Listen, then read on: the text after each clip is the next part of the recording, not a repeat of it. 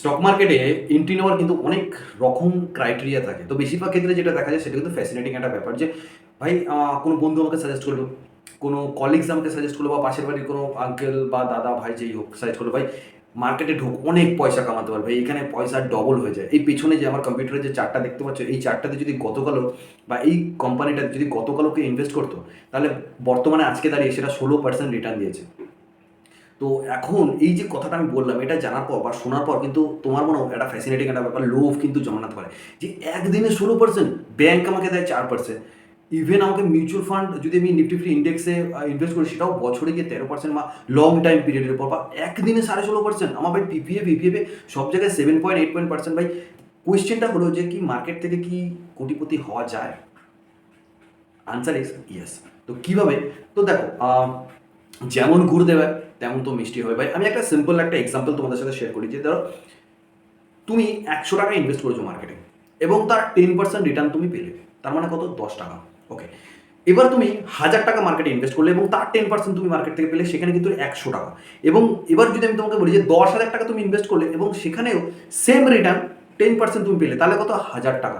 এবার যদি তুমি 1,00,000 টাকা ইনভেস্ট করো এবং সেম রিটার্ন 10%, তাহলে কিন্তু সেখানে 10,000 টাকা। এবং তুমি সেম 10,00,000 টাকা ইনভেস্ট করো এবং 10% তুমি রিটার্ন পাও, সেখানে কিন্তু 1,00,000 টাকা তোমার রিটার্ন। এবং তুমি যদি 1,00,00,000 টাকা ইনভেস্ট করো এবং সেম রিটার্ন 10%, তাহলে কিন্তু তোমার 10,00,000 টাকা। তো ভাই গুড়টা দরকার আমার, রিটার্ন নয়। যে আমার পাশের বাড়ির বন্ধু 5,000 টাকা ইনভেস্ট করলো এবং সে 10% রিটার্ন পেয়ে 500 টাকা পেলো, সেটা বড় কথা না। এবং আমি 50,00,000 টাকা ইনভেস্ট করলাম, সেখানে আমি 10% আমি গেইন করলাম, সেটা কিন্তু বড় কথা নয়। পার্সেন্টেজ কিন্তু একই, তোমারও যা প্রফিট পার্সেন্টেজ, তারও কিন্তু প্রফিট পার্সেন্টেজ সেম। ভাই ক্যাপিটাল নেডেড, তুমি যেমন গুড় দেবে তেমন ভাই মিষ্টি হবে। তো তার জন্য অনেক কিছু দরকার। তার জন্য রুল নাম্বার 72 তুমি জেনারেট করতে পারো।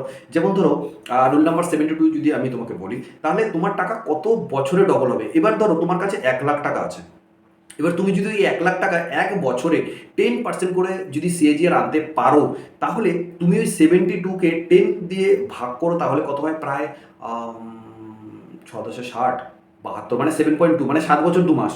তোমার 7 বছর 2 মাস কিন্তু তোমার টাকাটা ডবল হতে লাগবে। এবার যদি তুমি বছরে 15% রিটার্ন আনতে পারো, সেক্ষেত্রে তোমার 15, মানে যদি আমার 72 হয়, তাহলে 5×15=75, মানে ওই 4 বছর 8 মাস সামথিং লাগবে। এবার যদি তুমি 20% সিএজিআর আনতে পারো তোমার ওই 1,00,000 টাকার এক বছরে, তাহলে কিন্তু তোমার যেই সময়টা লাগবে 3-3.5 বছর সামথিং তোমার লাগবে। তো এইভাবে তুমি কিন্তু রুল নাম্বার 72 ইউজ করেও কিন্তু তোমার যে টাকা ক্যাপিটাল আছে সেটা কিন্তু ডবল করতে পারো। সেক্ষেত্রে তোমার একটু ধৈর্য দরকার ভাই। মার্কেট থেকে টাকা কামানো যায়, সাথে কিন্তু ধৈর্য দরকার, পেশেন্স তোমাকে হিউজ পরিমাণে রাখতে হবে এবং ভালো অ্যানালিসিস করতে হবে এবং তোমাকে শিখতে হবে, জানতে হবে, তাহলে তুমি মার্কেট থেকে টাকা কামাতে পারবে। তো তুমি যদি পাশের বাড়ির ভাই বোন দাদা কাকুদের থেকে তুমি যদি শুনে আসো, তাহলে কিন্তু মার্কেট থেকে টাকা কামাতে পারবে না। তো আজকে কামাবে, পরের দিন লস করবে, তারপরে কিন্তু ভয় পেয়ে মার্কেট থেকে বেরিয়ে যাবে। তো তোমাকে ধরতে হবে ধৈর্য এবং শিখতে হবে প্রপার, এবং তার জন্য তোমাকে সময় দিতে হবে, তাহলে তুমি মার্কেট থেকে টাকা কামাতে পারবে। তো আজকের এই ছোট্ট ভিডিওটা যদি ভালো লেগে থাকে, তাহলে প্লিজ লাইক কমেন্ট করে দিও এবং এরকম ছোটো ছোটো ইনফরমেশনের জন্য ফলো করে দিও।